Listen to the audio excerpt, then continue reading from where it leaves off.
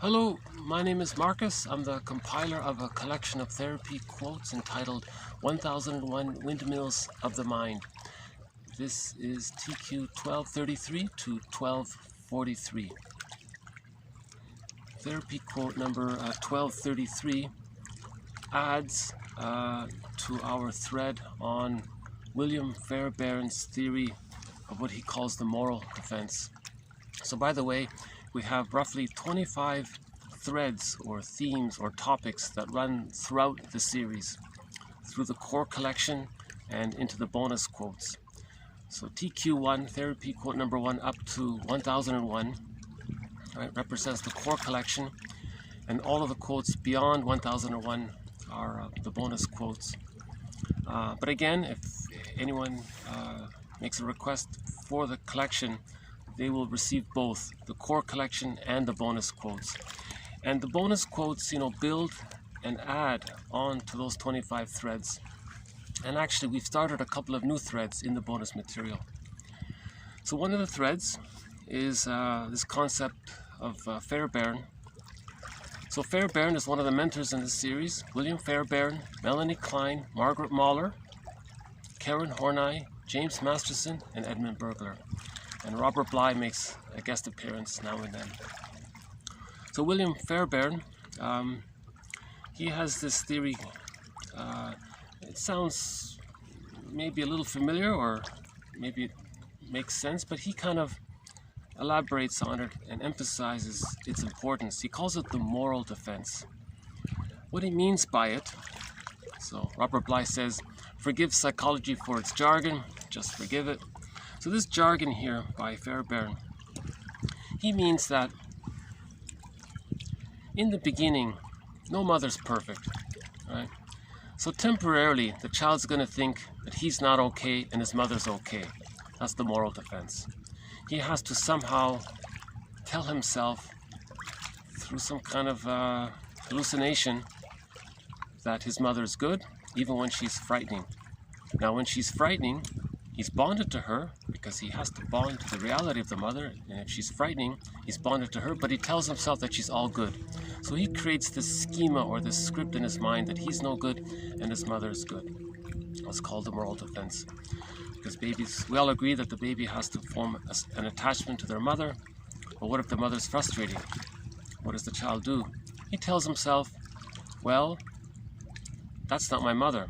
Although it is his mother, and he's bonded to her, but he tells himself that it's not his mother. That's called a splitting defense. So he creates, under that immense anxiety, so again, all defense mechanisms are there as a defense against anxiety.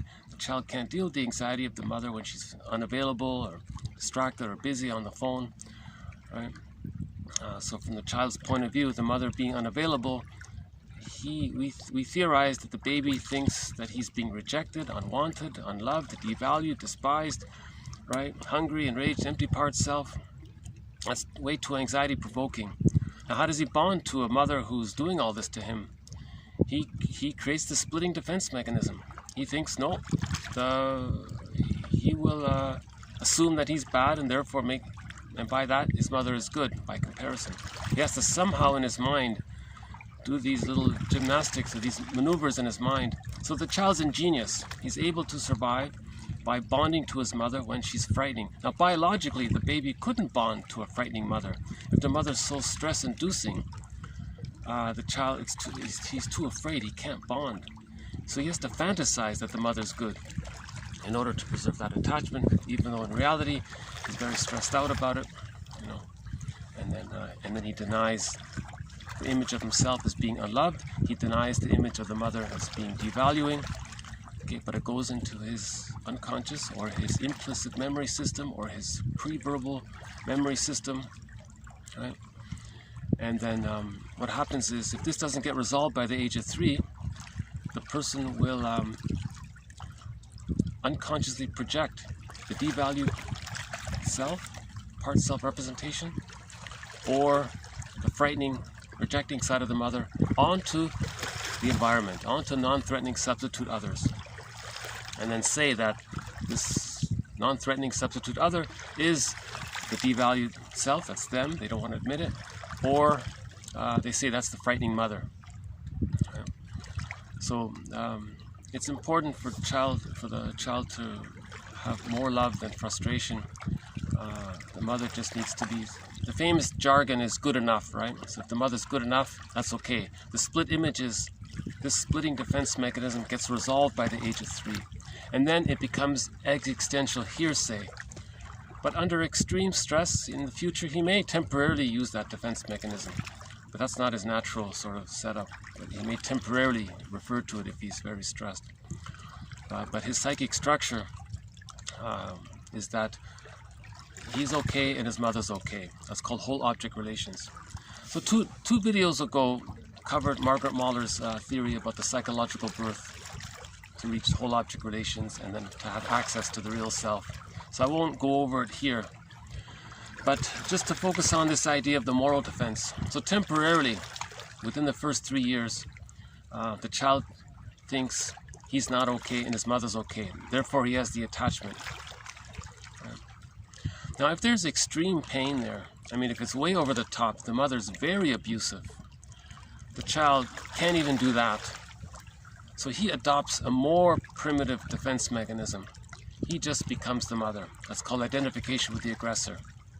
So in his internal object relations world, his image of himself and his image of the mother, so they're fused in the beginning, he just becomes her. Right? So, and then from that position, if he thinks he's her, remember, from the child's position, he's not okay and the mother's okay. And then if he thinks he's the mother, now he can think that since he's the mother and the mother's him and he's the mother, he can now say to himself, I'm okay and others are not okay. You see? Now the others means himself, but he projects the other onto outwardly. And if he ever sees anybody outwardly that's vulnerable or seems unloved or people in a poor position or something, that can remind him of how he felt unloved. And then in the identification with the aggressor, he devalues that person, puts them down. Now Bergler says he's communicating. He's trying to communicate what his mother did to him. He's doing to others to communicate what his mother did to him. It's called the negative magic gesture. Another thread in this series. So this next quote just elaborates and builds on this this idea of the moral defense. It's an odd phrase, why does he call it the moral defense? Because moral in the sense of who's good and who's right and who's wrong. The baby thinks, all right, I'm bad and no good, and mother's all good. So the baby is acting like a little judge making this moral decision. So he's calling it the moral defense. That's why we have to forgive psychology for its jargon. A lot of times the jargon doesn't quite mean what you think it means when you first hear it. You have to look further into it. Okay, so TQ 1233 sort of clarifies it a little further. All right, Fairbairn's theory of what he calls, quote, the moral defense. Okay, to his surprise, so Fairbairn, right? To Fairbairn's surprise, he discovered that these youngsters could not recognize or admit that their parents were abusive, uncaring, and poor parents. Fairbairn further noticed that these children provided excuses for their parents' mistreatment of them. They typically considered their own moral failures, lying, truancy, misbehavior, as justification for their parents' abuse of them. Fairbairn drew on his theory that the individual is primarily object-seeking to explain why neglected and abused children perform this psychological reversal. Okay, so there's an emphasis there. It's a psychological reversal. Of course the baby is good. Who would say that a baby's bad?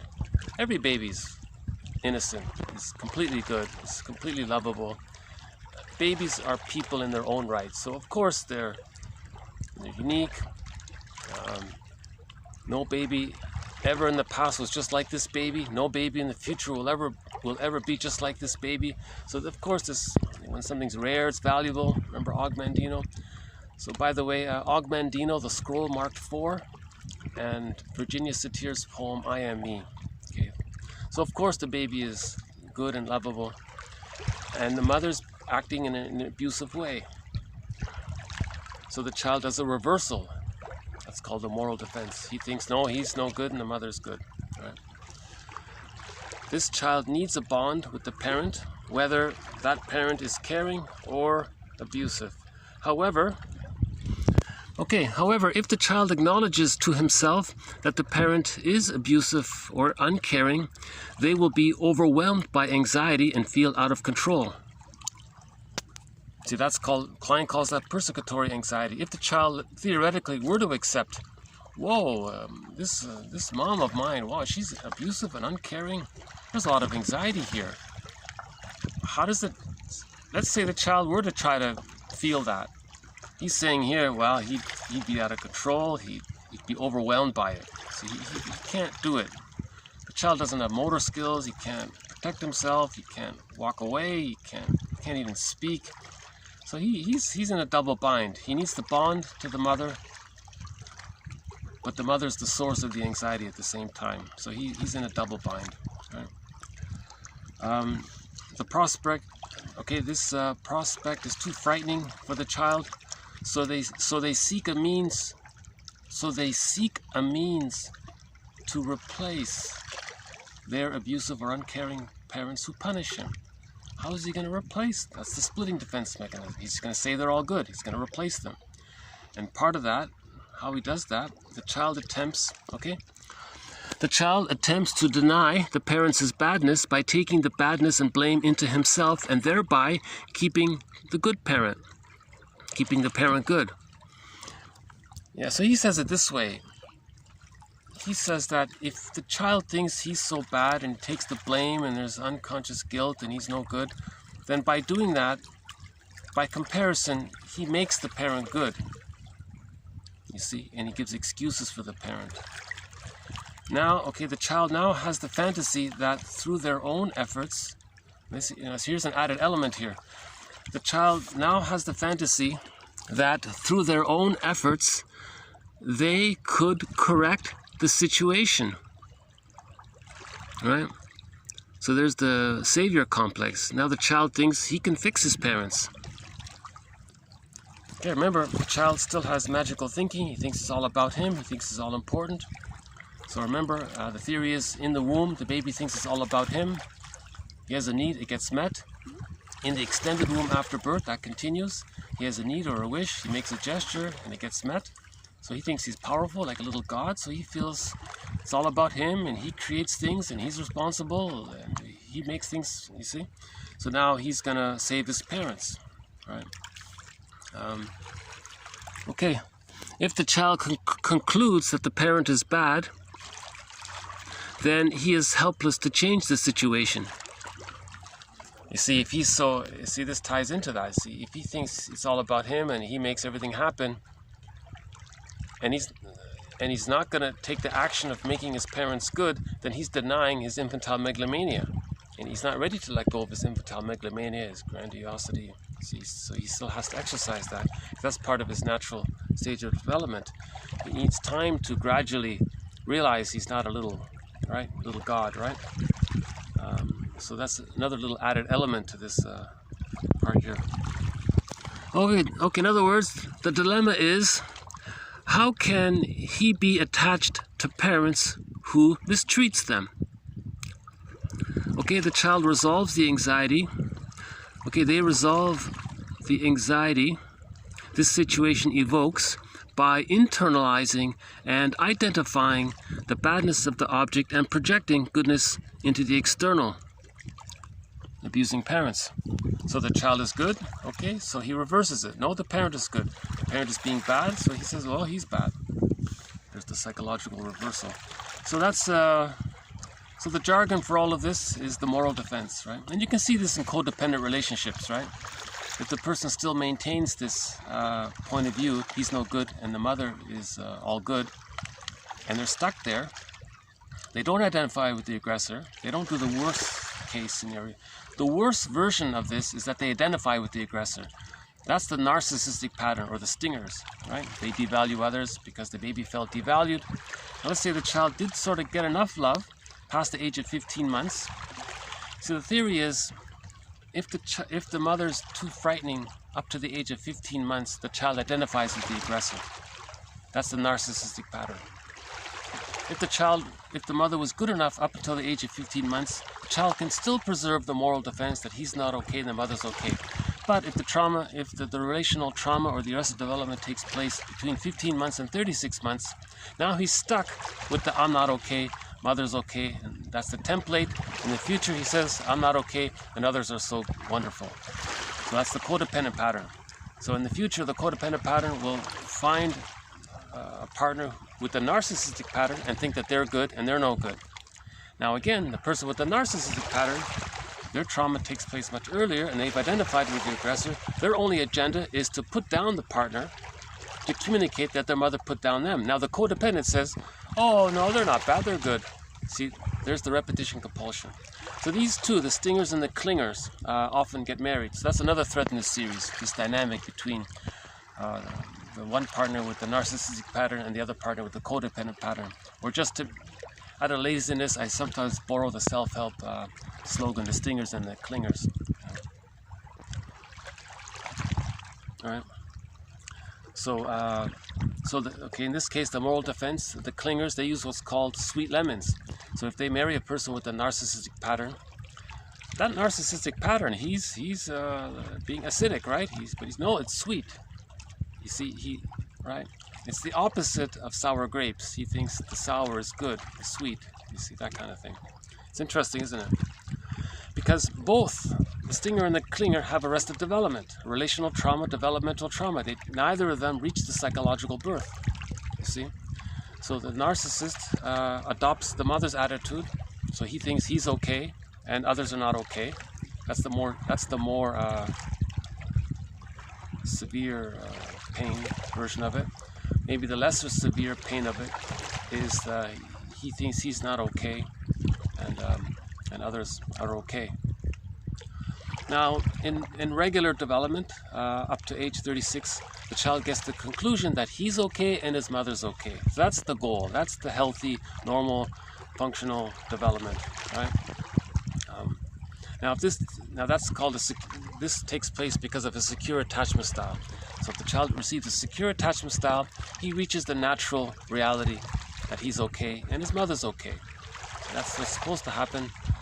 I have a quote coming up in the future video where before the discovery of agriculture, she makes a claim that the I'm okay, you're okay was the norm for whatever it was, 150,000 years, million years, however long humans have been on the planet.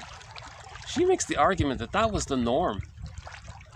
I'm okay, you're okay. So people were cooperative, they shared, they were calm, they were mature, they were adult. She says they were the real adults.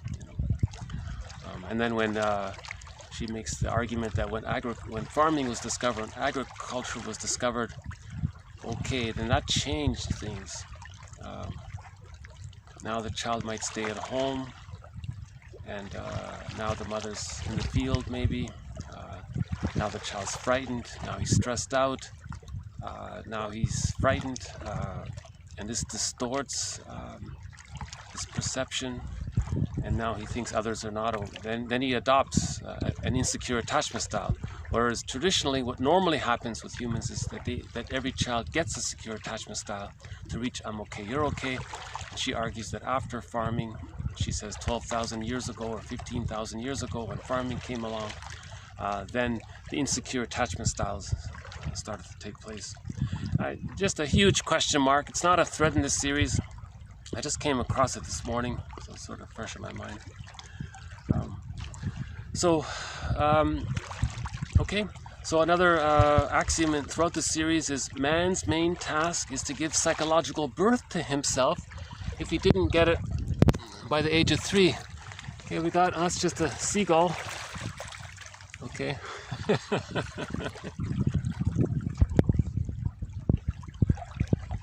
So if we're lucky, we'll see the Canada geese.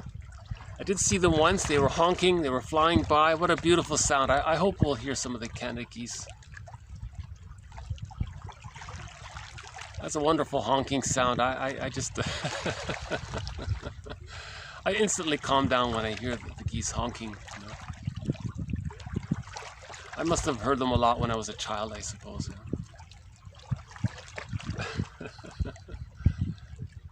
And Gordon Lightfoot sings about them in the song Restless. Gordon Lightfoot, right? Okay, yeah, in Canada there's a the $1 coin is called oh no, that's the loony, pardon me, no, scratch that, never mind. That's another bird, got them mixed up there. Okay, so I hope this, adds to our collection of quotes on the moral defense. So by the way, just for clarification, the author of this quote is not the celebrity. His name sort of resembles a celebrity, but his name is spelled differently. It's Jeffrey, Jeffrey. So it's a different person. So this is Jeffrey, the psychologist, not Jeffrey, the celebrity, famous celebrity, right? So he wrote a few books as well, clarifying object relations theory. He added to Fairbairn's work.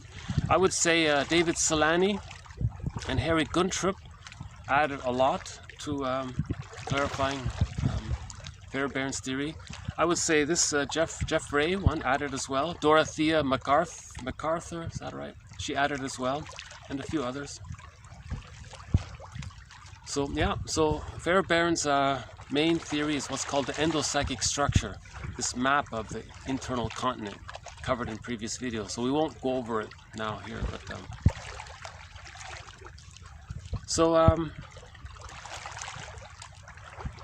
it's interesting, isn't it?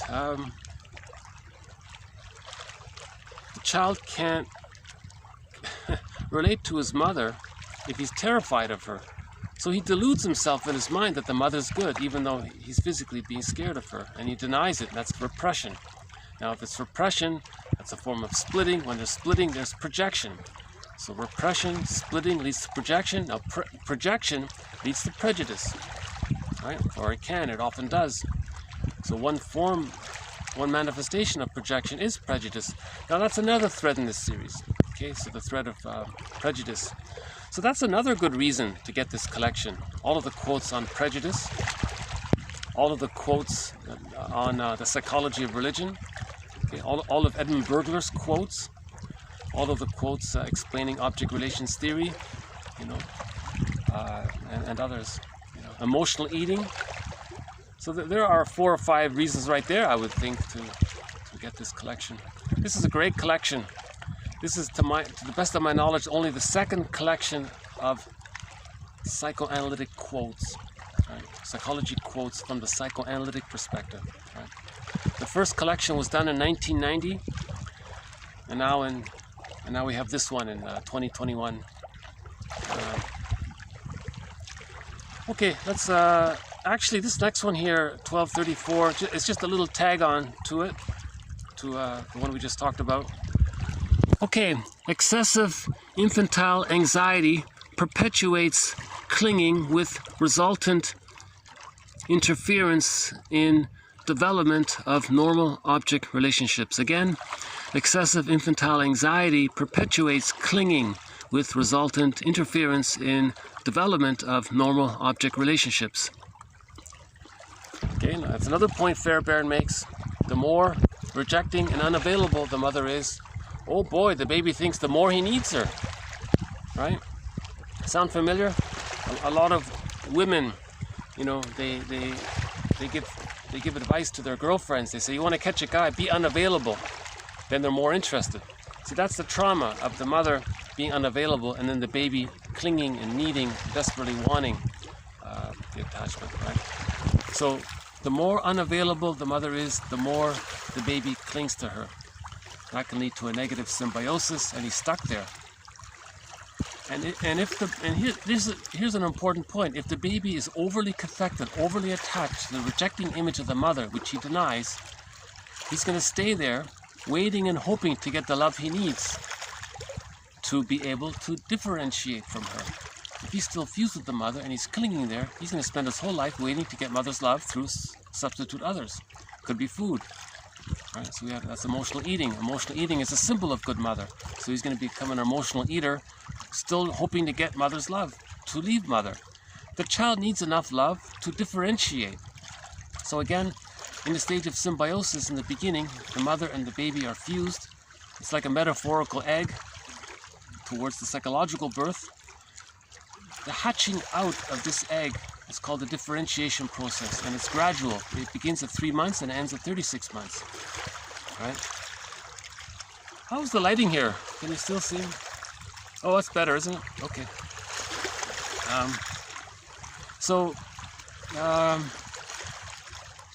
Now, if the child, in other words, if the child's too frightened, he can't leave the mother.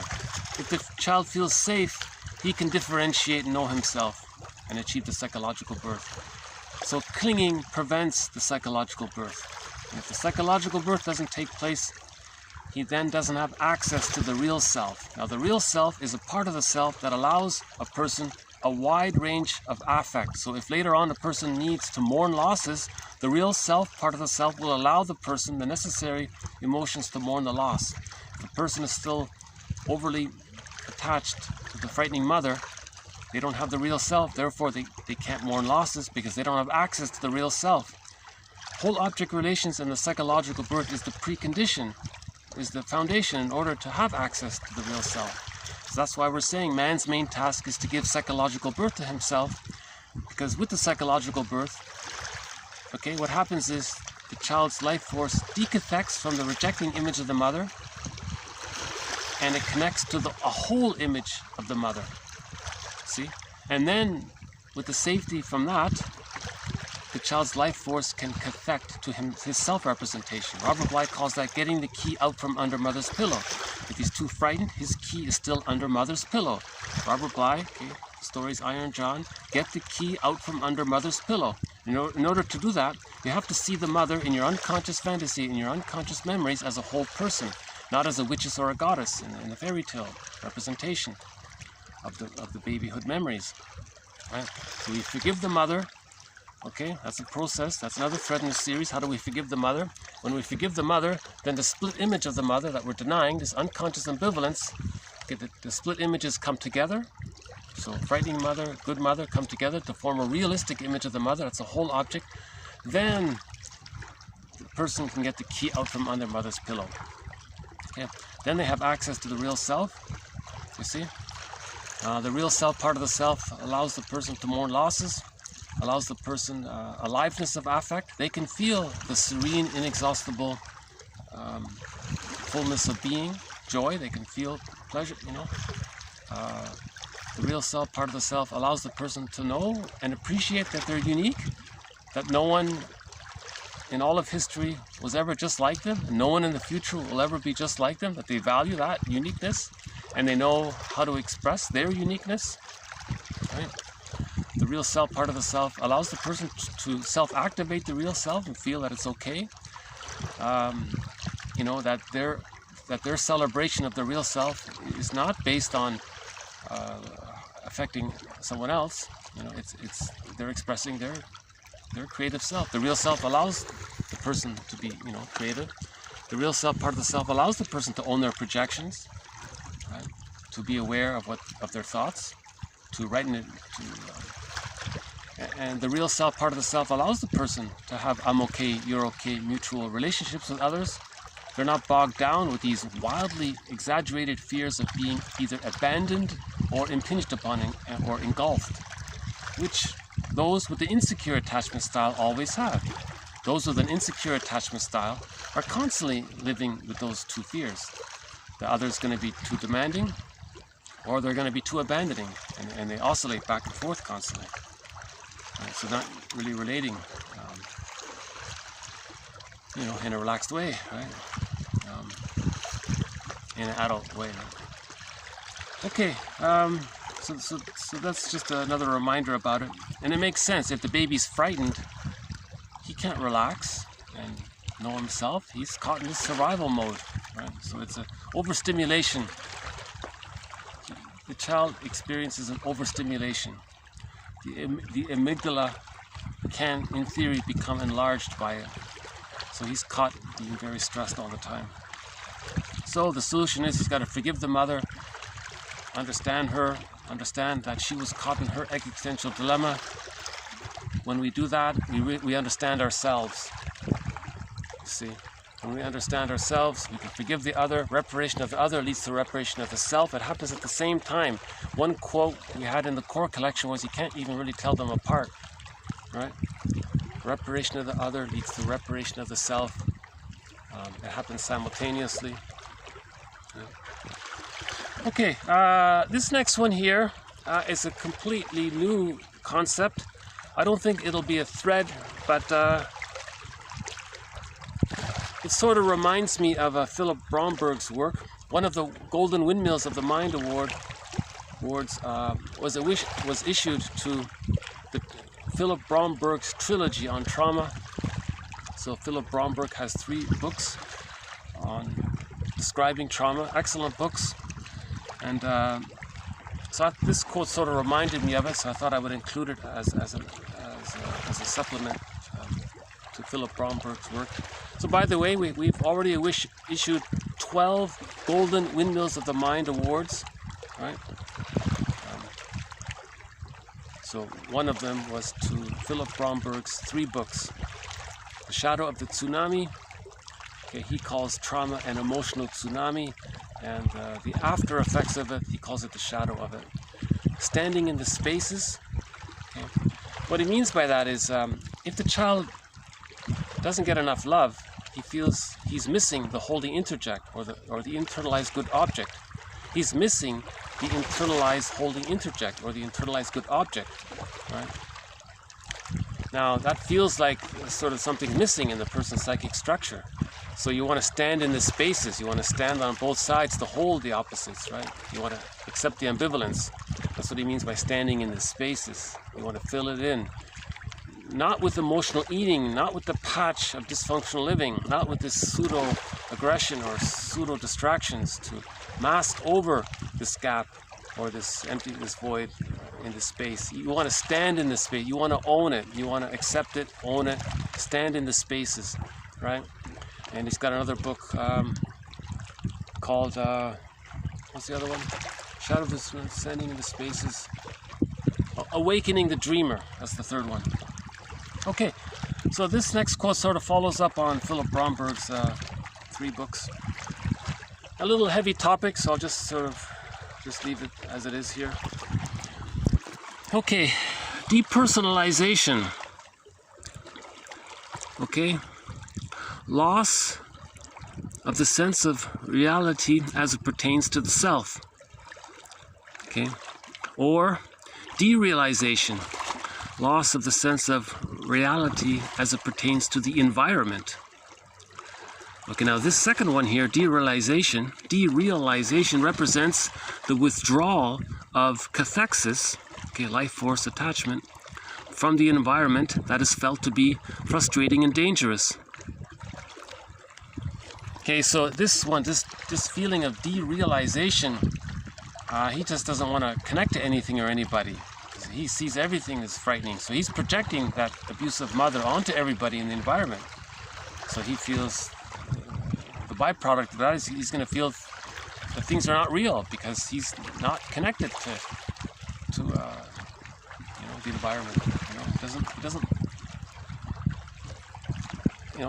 It comes in different degrees, of course.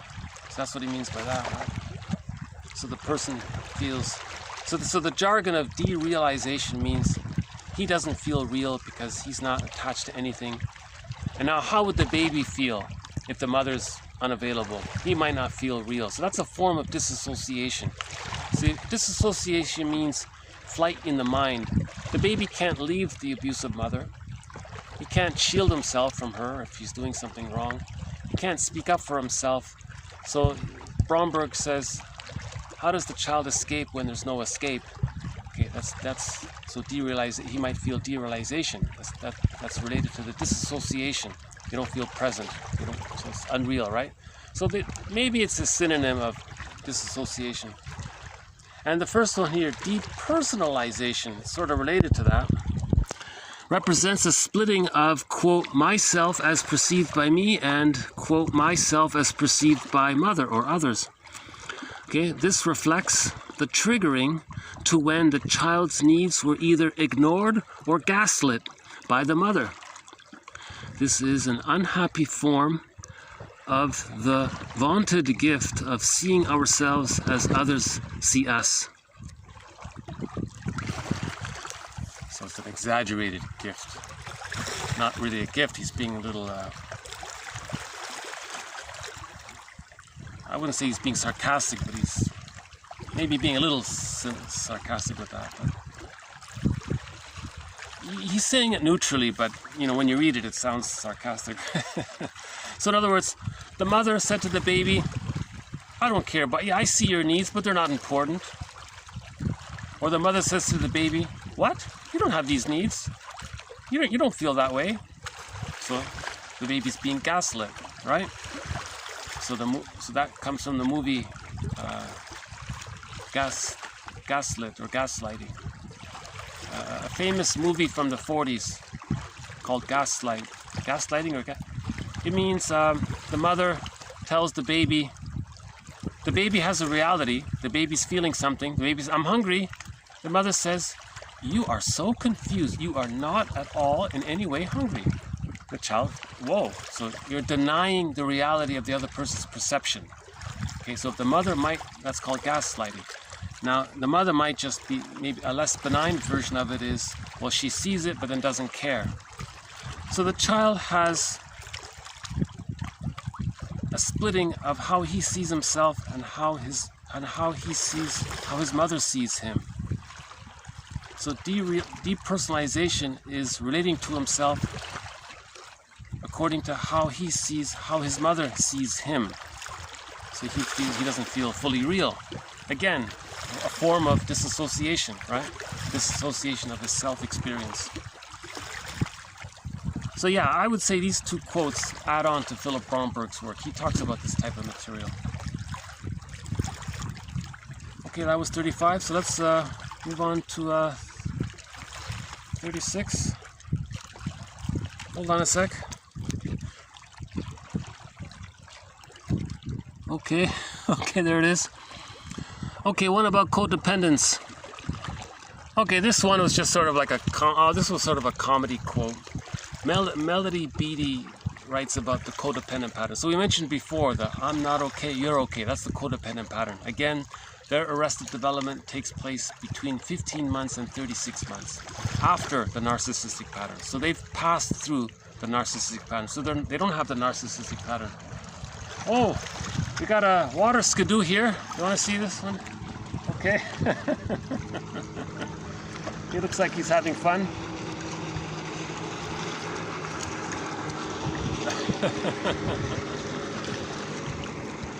I prefer kayaking myself, but that also looks fun. See, kayaking is quiet, it's peaceful, you're more connected, you feel the water, you feel the waves. I find kayaking much more of a connection to the earth.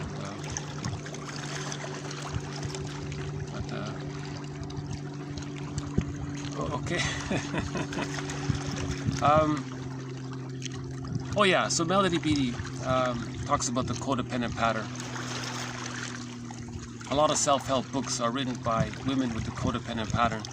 So what they did was they were attracted to a man with the narcissistic pattern because they saw their mother in that man. Remember, that man was a mama's boy, fused with the mother, right? Now they want to master the trauma of not getting enough support from the mother to complete the process. So they married the person with the narcissistic pattern thinking that they're going to change them, that they're going to save them, that they're going to heal mother. Now, the person with the narcissistic pattern is thrilled because all he wants to do is put down his partner, and the partner says, he denies it, or she denies it and says, sweet lemons, it's not bad, he's not doing anything wrong. Psychological reversal. Right? So we learned a lot about the codependent pattern, thanks to authors like Melody Beattie. So she has some good books about the codependent pattern. So she was making a comedy remark. She says, codependents are reactionaries. They overreact, they underreact, but rarely do they act Even if the most important person in your world rejects you, you are still real and you are still okay. So she was just offering a little comfort there.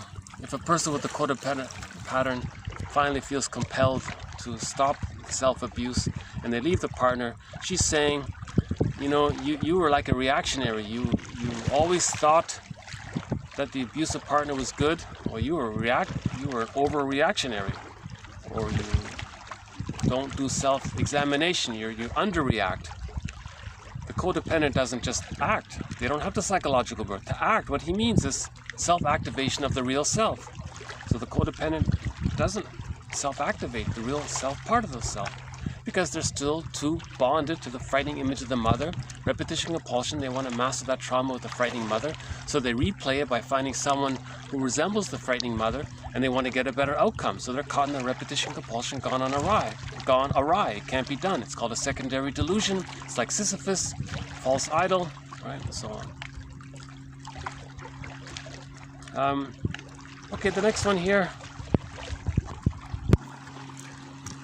Okay, 1237. The client's lack of involvement represents a characterological defense to a disruptive, non-adaptive object relationship called the frozen introject, which is reenacted in the analysis and in itself is a transference manifestation.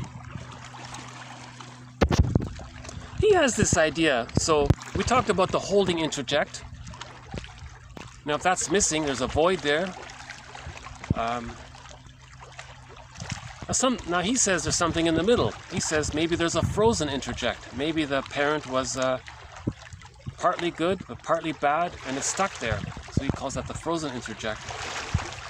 So in relating to a person with the frozen interject, maybe they're a little uninvolved, let's say. Maybe they feel afraid to connect, but they need to connect, but they're afraid to connect. So we'll see if we can follow up on this idea. So remember, in the internal object relations world, we have all of these introjects. We have the introject of the good mother. That's called, so that's the good object. The introject, or the cluster of memories around the theme of having been loved. So that's the good part self, the loved part self. We have the enticing other linked to the enticed self. Okay. And then the rejecting other linked to rejecting self. Now maybe there's an image of the other that's sort of frozen. Maybe she was part of both and she's stuck there. So there's another character there linked to a part self representation that feels afraid to connect but wants to connect. So there's the frozen interject of the other would link to a frozen self representation of being afraid. So yeah, a little jargon there. I'll just leave that as a question mark. Okay, another one from Arlo. We had one yesterday from Arlo. Here's another one from Arlo here, 1238. The psychoanalyst takes special notice of transference phenomena. He interprets the transference and tries to resolve it as a prerequisite to the successful termination of therapy. The psychoanalytic setting, by its very nature, intensifies the manifestations of transference in an unparalleled way. So he's saying, yeah, he was talking about how do you know when the therapy process ends. Okay. So the dyad of the baby and the mother, okay, there's a problem there, a trauma there. Now in the dyad of the client and the therapist, or let's just say the caring friend, grief is healed when it's witnessed by a caring other. So whoever is in that caring, it could be the spouse or best friend or who's ever in that caring other, that's another dyad. Now, the caring other, okay, so the projector is going to project maybe the frozen interject or the frightening mother onto the other and try to master that trauma. So there's a transference there. So yesterday we talked about transference. So may I refer you to yesterday's yesterday's video wasn't the best, but 2 days ago we did a good video, I thought. Okay, but I think all of the videos, I think overall, are good enough, to be honest with you. I think I think these are great quotes, and you know, my presentation of them being you know, imperfect, I don't think diminishes the value of these quotes. So all of the quotes are posted below, except some of the psychology quotes on religion. They're in the collection. Okay, so again, he was saying here that of course transference is going to take place as part of the repetition compulsion. The person is trying to communicate what their childhood was like. How does a person communicate what their painful childhood was like when they don't have words for it? It happened in the pre-verbal stage. They do it, they demonstrate it, they act it out, they repeat it, they replay it, they reenact it, they coax the other to play a role, like in a theater, and they want to replay the childhood scene. So that's called transference. The therapist offers a transference interpretation. Finally, when the person gets it all, then the therapy ends, when he's no longer, you know, terribly angry at the therapist, or terribly idealizes the therapist, or whatnot. Right? Another criteria for a good quote about when it all ends, when the therapy process ends, or the question was posed to therapists: how do you know when to end the therapy? When do you say, all right, you can go now? Right? So this next quote adds to that.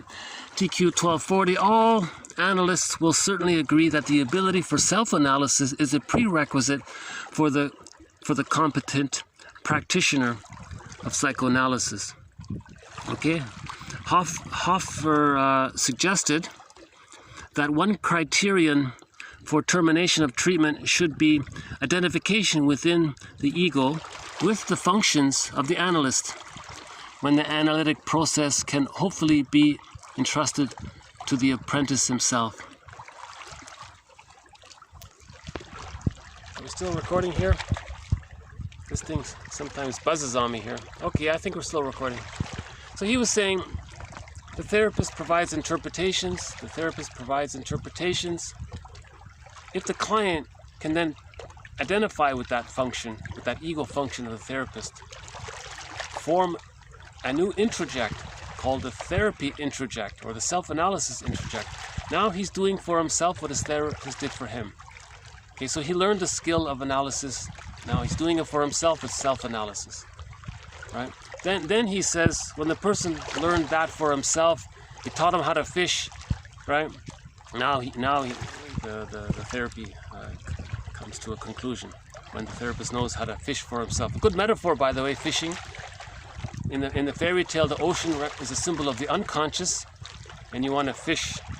You want to know how to bring up material from the unconscious and consume the fish, or re-own it into yourself. It's the metaphor. Right? Okay, the next one comes from a sitcom. I thought it was insightful for the scriptwriter of this episode to say this. Okay, one friend says to her friend, "It was your unconscious mind that led you up here into the attic to find this typewriter. Your unconscious had this creative urge. Now that's how it happens, you know, with some writers. Dear friend, you owe it to your unconscious mind to try. Just write about what you know."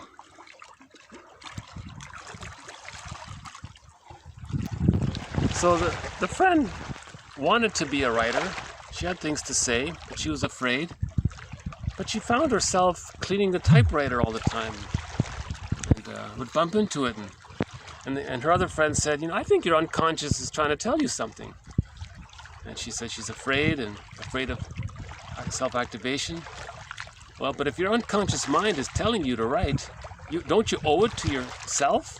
Know thyself, know your conscious self, know your unconscious self. You got to get to know your unconscious self. So you owe it to yourself, your unconscious self. Just write what you know. And then she did. That was a funny little episode called Author, I think it was called. Okay, we'll just end on a quote. As promised in yesterday's video, I would add another quote from the comic series Psychoanalysis.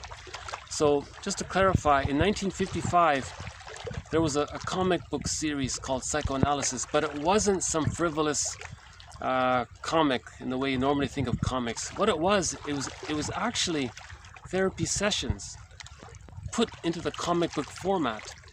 So there were 4 issues made. They bundled them up. They reprinted the 4 issues.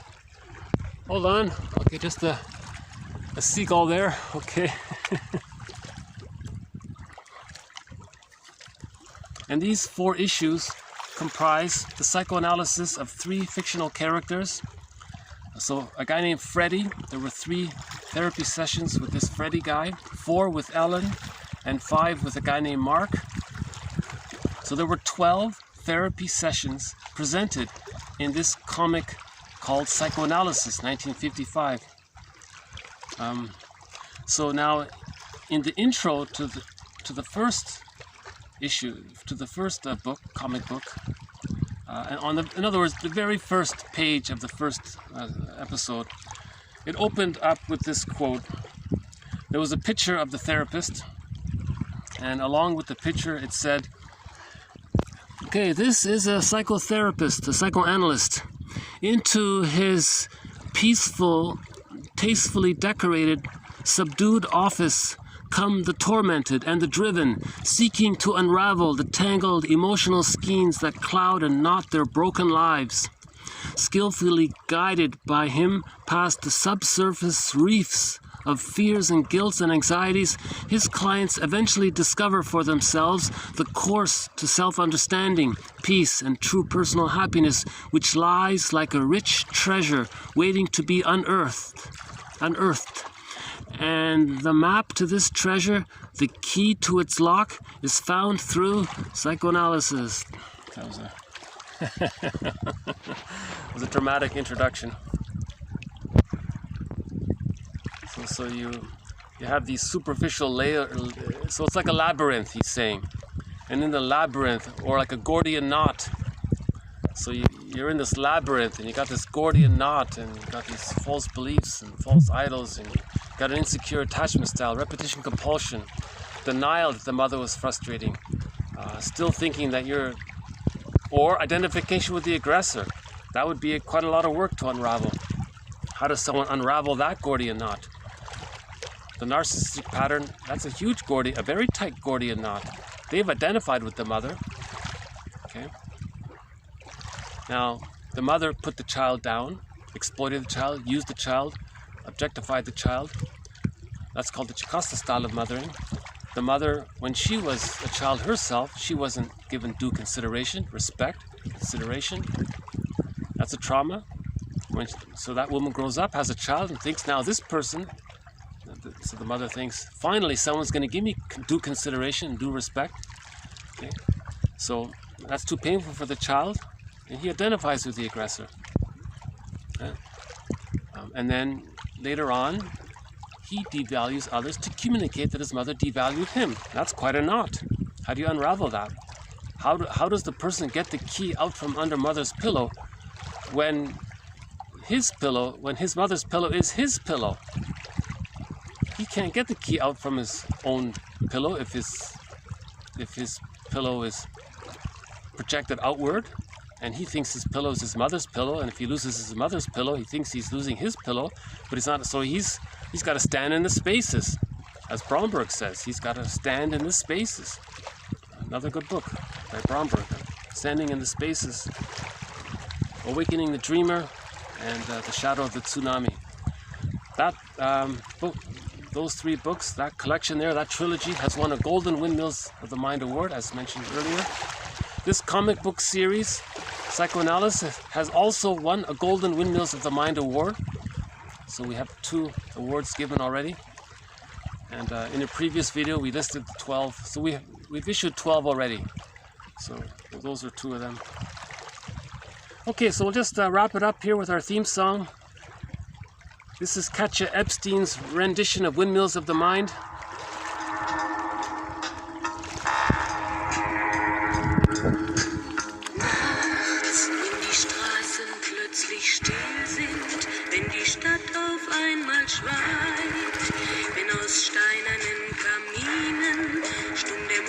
Zum Himmel steigt, wenn es es hier in meinem Zimmer, leer und einsam wird um mich, suche ich in den dunklen Schatten die Erinnerung an dich. Und ich fühle, wie ein Augenblick zur Ewigkeit gerinnt, wenn das Spinnrad meiner Träume links zerrissene Fäden spinnt und sich leis zu drehen beginnt, wie sich Mühlen drehen im Wind. Okay, so thank you very much. This has been TQ 1233 to 1243. Okay, we talked about Fairbairn's theory of the moral defense, the I'm not okay, you're okay one, and how that's the structure of the codependent pattern. But if there's too much trauma and the person can't hold on to it, they identify as the aggressor, and that's called the I'm okay, you're not okay. So that's the devaluing narcissist, the put-down narcissist, the manic narcissist, there's a lot of phrases for that, or the stinger, right? They spend their lives trying to tell the world what their mother did to them. They're doing to others, like Sisyphus, what the mother did to them, and they often end up as a curmudgeon. Right?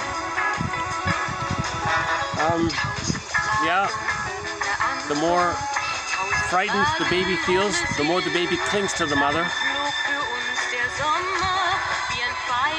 Okay, so we added to two new terms here, depersonalization and derealization. So maybe we'll follow up on that later on. Okay, and hold on a sec.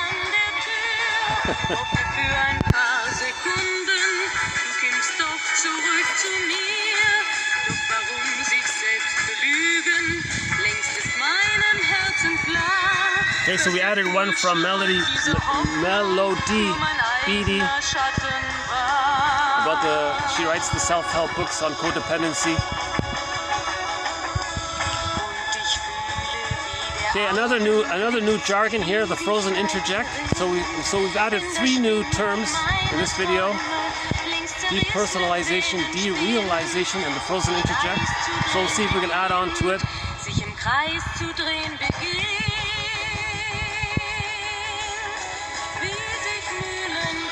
Okay, if the client can do for himself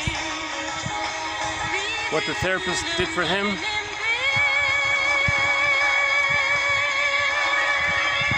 so Bergler has that quote. He says, think if you're feeling anxious, Bergler says, think about what your analyst or therapist or your best friend or your caring other best friend would say. You are the therapist for the remaining 23 hours of the day. So Bergler has a lot of wonderful little statements like that.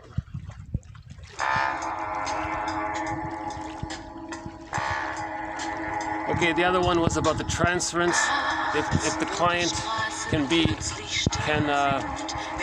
if he gets the key out from under mother's pillow and he achieves a psychological birth and has access to the real self, then we know he's completed his analysis, he's completed the therapy process. He can fish for himself and he can self-activate the real self.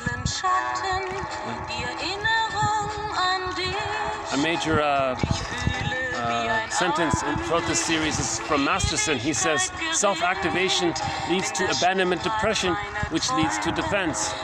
Those with an insecure attachment style are afraid to self-activate the real self part of themselves. It leads to abandonment depression. All of those feelings the baby felt when the mother was unavailable. Then the person binge eats or something.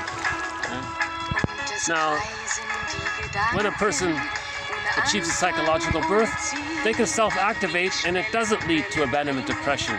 In that case, self-activation leads to the pleasurable feelings, the aliveness of affect, the joy and the pleasure of self-activation, right? The appreciation of their uniqueness. Each person is a human being and they're unique, and that's what we all have in common. Right? That's from the sitcom Rhoda. In the core collection, there's a quote early in the series from the sitcom Rhoda. May I refer you to that one? That's a great little quote. Okay, and we ended here on from the comic series called the Psychoanalysis. Again, it's the therapy process presented in comic form, but it is still entertaining. Think of it as a cross between the TV series In Treatment and a comic book. So it's a comic book version of In Treatment, the TV series In Treatment. Right? So, something like that. Right? Okay, this wonderful singing you're hearing, I've named this series 1001 Windmills of the Mind after this song, after what you're hearing. This is Katja Epstein's rendition of the song. The song is Windmills of the Mind, right? And this is her rendition of it.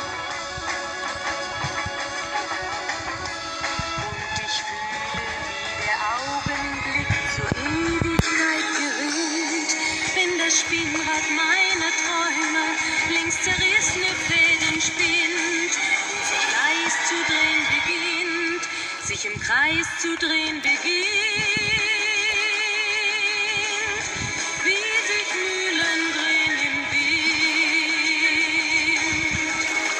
wie sich Mühlen drehen im Wind. Okay, thank you very much, and we'll have more quotes from that comic series, Psychoanalysis.